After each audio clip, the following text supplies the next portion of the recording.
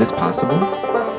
Do I have that power to power myself? Have you ever wondered, can I make my own fuel? I've done it before, but it's like, I drink the SVO. I'm not a biodiesel drinker. yeah. I like my veggie unrefined. If it's with this in it, then you get a little kick.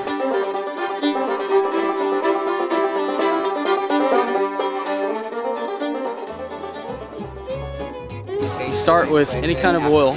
In this case, it's the nastiest stuff. This is stuff that comes out of fryers. We call this brown grease.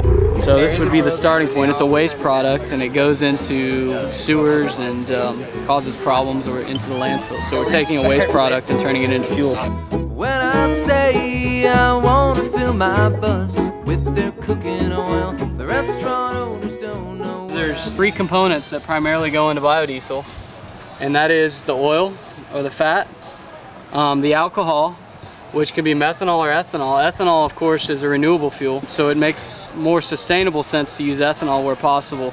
This ends up being about 10% of the biodiesel, so the majority of the biodiesel is the original vegetable oil. You've added your alcohol, and you've added your, what we call a catalyst.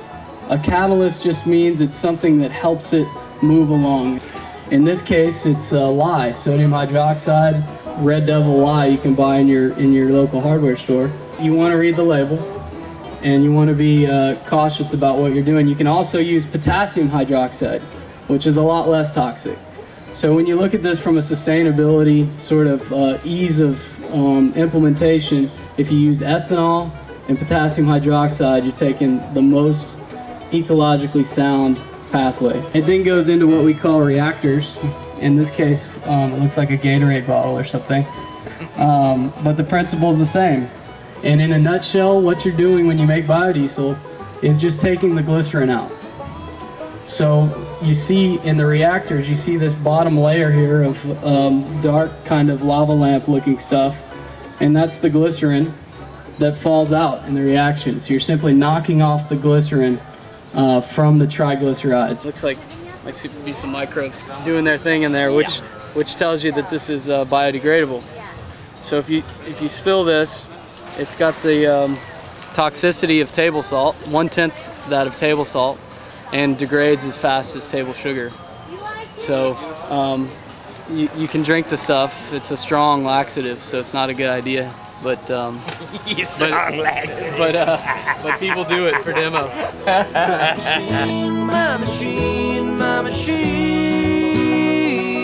So after you've made it in the reactor, you wash it just like you would well, wash anything. You're adding water and you're pulling out the soaps and the nasties. And in the end, you end up with this golden colored beauty here. And this is biodiesel. This is ready for any diesel engine. No modifications. It can go straight in the tank. In fact, a lot of these buses you see running around here are running straight off of biodiesel.